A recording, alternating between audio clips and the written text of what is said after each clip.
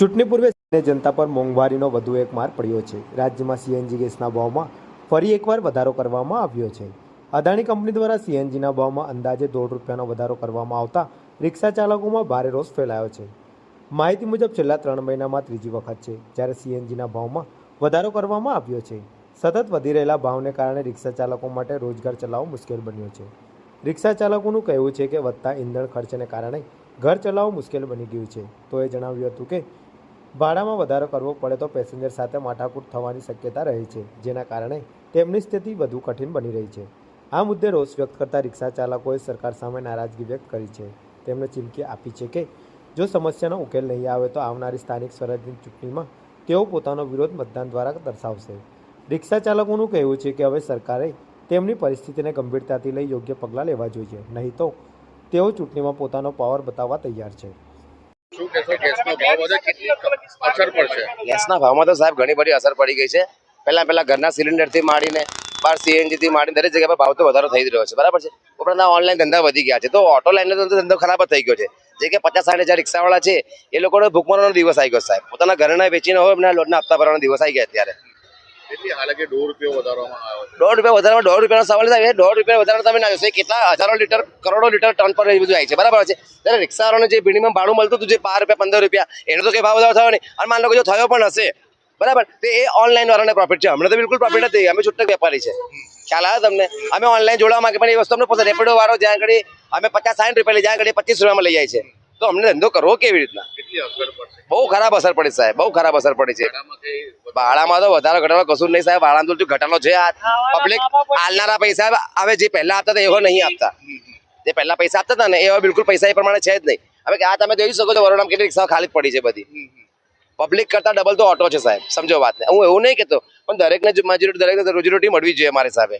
ગેસના ભાવ વધે હોટલ લાઈન બંધ થઈ ગઈ છે, એવું નહીં મારા પેટ માટે વાત કરું છું, દરેક માટે। હોટલ ગેસના આ જો મોટી મોટી હોટલો બંધ થઈ ગઈ છે।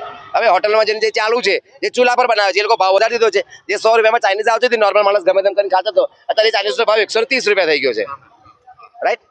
એટલે આવી રીતના સમયમાં ઇલેક્શન આવી રહ્યું છે, અસર જોવા મળશે। 100% જોવા મળશે, 100%। આ વખતે બીજેપી સરકારને જ્યાં પાયા હલવાની તૈયારી જ છે, એમાં ખાસ કરીને ગુજરાતમાં જ્યાંથી મોદી સાહેબ આગળ વધે એમને પોતે જોવું છે કે હમણાં તમે યુપીમાં જુઓ, બરાબર છે, કે યોગી સરકાર, તો એમના ત્યાંના જે રેસિડેન્સી વ્યક્તિઓ છે એ લોકોને સારામાં સારો સરકાર મળતી વાત મળી રહ્યો છે।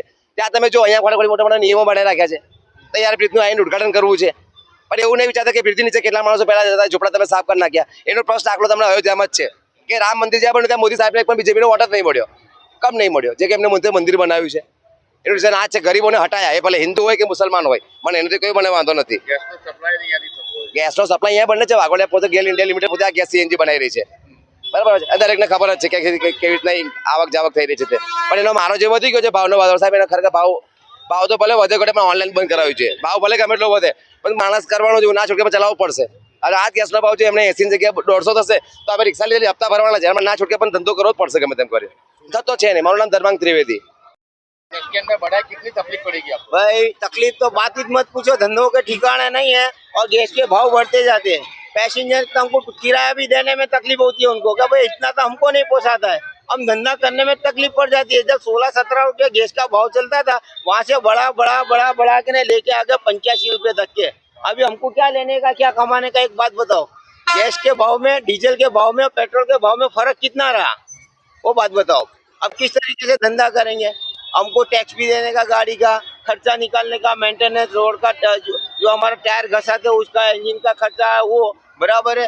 ऊपर से हमको घर के अंदर इतना सारा तकलीफ पड़ जाती है कि खर्चे पानी पूरे नहीं होते हैं। स्कूल के बच्चों की फीसें भरे, घर का खाना पीना पूरा करे, कि घर के भाड़े भरे, क्या करे तुम बताओ।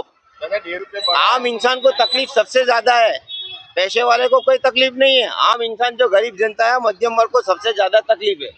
₹1.5 गैस के अंदर बढ़ा है भाव, भाड़ा के अंदर बढ़ेगा पैसा, ऐसा लग? अरे भैया देखो, भाड़ा तो हमारा बढ़ाएंगे ही नहीं। अभी हम भाड़ा बढ़ाएंगे ना, तब भी पैसेंजर बैठने को तैयार नहीं होंगे, तो धंधा क्या करेंगे हम? वो बात बताओ हमको। ये तो सरकार को हमको भी भाड़ा बढ़ा के देना चाहिए। जब सरकार गैस पे पैसा बढ़ा दिया तो हमारा भाड़ा भी सरकार ही बढ़ा करके देवे। वो बढ़ाने के लिए क्यों खड़ी नहीं होती है सरकार? आपकी क्या मांग होगी? मेरी तो मांग यही है कि हमारा भाड़ा भी बढ़ना चाहिए। जब गैस का भाव बढ़ता है तो हमारा भाड़ा क्यों नहीं बढ़ता है? हमारा भाड़ा भी तो बढ़ना चाहिए ना। मेरा नाम तमीज भाई है। बोलो।